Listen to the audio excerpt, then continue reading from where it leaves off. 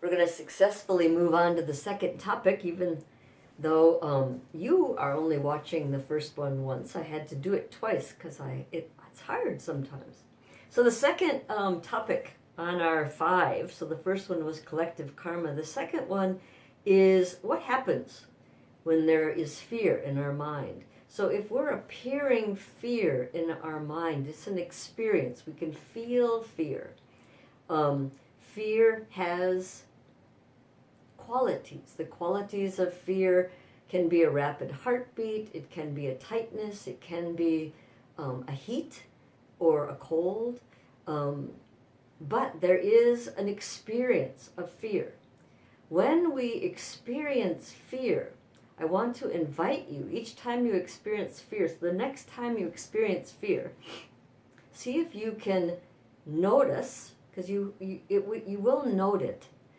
Then I'd like you to think, what are the causes of that fear? What causes and conditions came together for me to feel that fear? So often there's a past memory of something that was similar. And so you might go to that past memory and think that it's that person or that thing that makes you afraid. That's not exactly correct, but what you're understanding are the causes and conditions that come together for fear to be an experience. This will help you understand that causes and conditions are constantly coming together, whether they're from the past or whether they're right in the present moment. And the result that we experience is fear. Fear is nothing more than a momentary experience. That experience lasts maybe 3 seconds. If we hold on to it, if we keep intensifying and feeding the causes and conditions, our fear builds. So it's just important for you to notice when fear arises. Investigate it honestly. You may find that your mind is comparing yourself to someone. That gives you fear of being less than. You may find some judgment, and that gives you more separation. Just see if you can find it. Honest investigation. And when you let it go, experience it settling. Aware now, as it settles, that fear and self seem to sort of be different than each other. So they can be connected. There's a connection of fear. So fear can help you feel more connected. When you feel fear, think, just like me, everyone has experienced fear. Just like me, everyone has experienced fear. People are experiencing fear this moment. Now that doesn't mean that your fear increases. It has the opposite effect. For some reason, beknownst to our wisdom, it disperses. Just like me. Very important. Just like me. The third topic today in our class is developing our inner resources. Noticing the qualities that are in our mind already, that exist, that offer balance, that offer that sense of connection, and purposefully feeding them, purposefully cultivating them. Kindness. Kindness is a great one. So when we start to cultivate kindness, remember we talk about thinking about engaging in an act of kindness and then imagining, or not even imagining, just really taking the time to notice that one act of kindness, there's an experience that goes into your next set of circumstances, maybe with other people or maybe with one person, and that act of kindness affects you and that affects them. The person that you were kind to originally, that goes out, the next goes out and out and out and out, and you have this exponential effect of kindness, the web of kindness. Investing in patience, investing in love, investing in compassion, investing in wisdom, strengthening these, as we are creatures of habit. new habits arise from our experience of repetition. How amazing to notice patience. So I have an example of this. Stellar and Molly are adapting to this life. And we live in a woods, a very beautiful woods of birch and oak. And we're on the outskirts of the Christine Center. So we really are in the middle of the woods near a pond, and there's prairie nearby, grasses sticking out. And Stellar takes off because I didn't put her on the leash. And she takes off in full freedom, just galloping faster than a rabbit. And I feel myself, It's like I didn't put on the leash. Time and time again, I put her on the leash and everything goes well. And each time I let her off leash, she has this experience of freedom. So I find my mind getting really tight. My hands are full. I take my things in and put them on the porch. Take a look at Molly, who can't get too far, and then go about trying to find Stellar. So as I go about trying to find her, I find myself dwelling on, reaching down, and feeling the patience. It's the patience of understanding, the patience of what it might feel like to just romp freely through the snow, and to be patient with myself for not putting on the leash. I know I have to take responsibility for her running loose if she gets hit by a car or torments my neighbor's goats.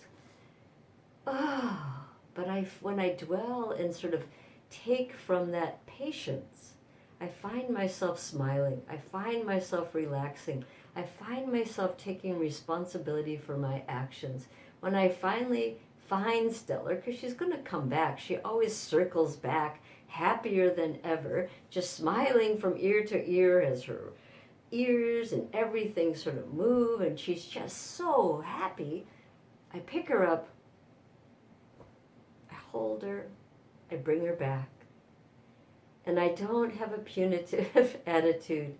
I think to myself, I must remember to keep her on leash, and there's a time when we can spend off leash, and that patience, dwelling on that patience. I can't tell you how beautiful that feels. Cultivating the habit.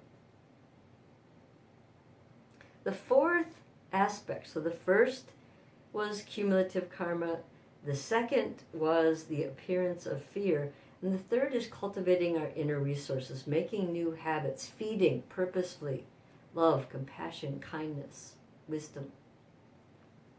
The fourth is choice. We have choice. We always have choice. Even in the worst of situations, we have choice. Interconnectedness exists no matter if we choose it or not. It exists just like the stillness exists in our mind. Interconnectedness exists. So if our actions align with interconnectedness, we find ourselves much more balanced, much more relaxed, much more open.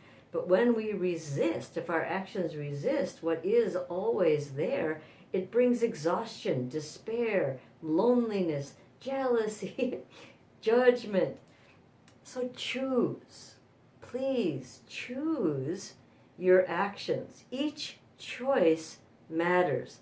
Many of our actions are mindless. But if we become more mindful and we become mindful of our choices and choose to feed interconnectedness, we're going to begin to learn to understand our experiences. What are we feeling without judgment? It's interconnected. And the time is right. We need to ensure the environment, the global environment, exists and permeate that understanding. Permeating to ensure our existence. The idea of this global reality. And it brings us back then to the fourth, how to live in interconnectedness. It is the basic foundation, like a building block of our understanding, is interconnectedness. So we have to build that. We have to continually build a foundation, seeing interconnectedness. It's not hidden, it's very obvious. Interconnection out and interconnection in. So it takes courage, it takes curiosity. These two words can really foster interconnectedness. And it takes courage and curiosity without judgment. So if you take courage and you become afraid, don't worry. You're trying. I'm trying. We'll need to investigate our feelings. We're going to need to investigate our actions. What is the basic obstacle to living in interconnectedness? So if we look at the news or the web, it seems to stress. Or what makes a story is a focus on what is different, is a focus on disparity, is a focus on religious and cultural differences.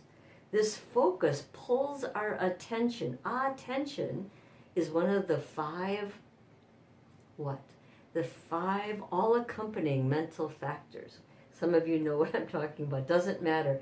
But that focus pulls our attention toward those things. The attention toward differences, which separates us.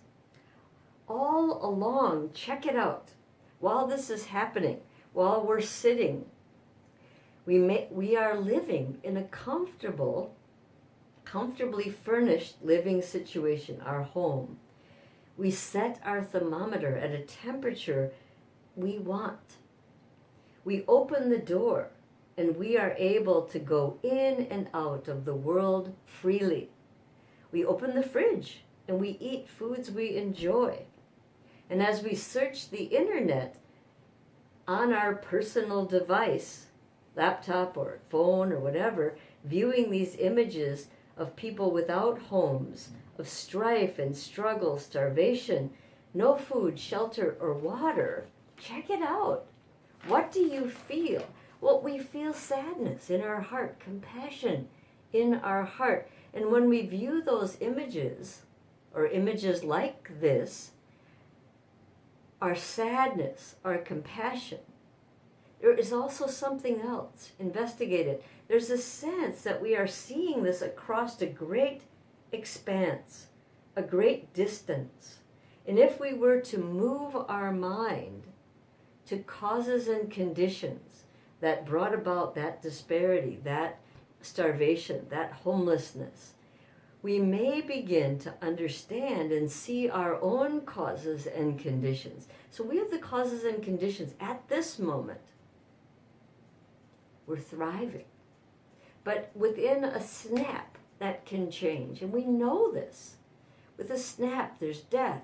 With a snap, there's accident. With a snap, there's separation. So with that understanding of causes and conditions that come together, it's a reality.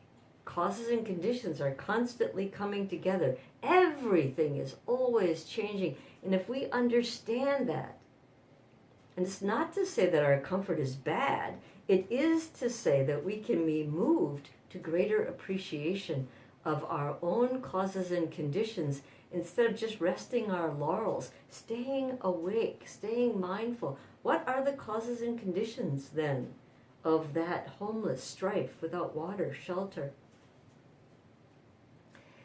We begin to appreciate the result we have, which gives us connectedness to the kindness of others. And if we continually feed that kindness of others, we are putting more and more drops into the bucket instead of putting more and more drops to the separation. The term "just like me" can become our mantra. Please consider it. So I'm going to end here and dedicate all that we have and all that we do the understanding of the kindness of others, and the awareness, just like me, starvation, homelessness, love, loss, all of it, just like me. Thank you, friend.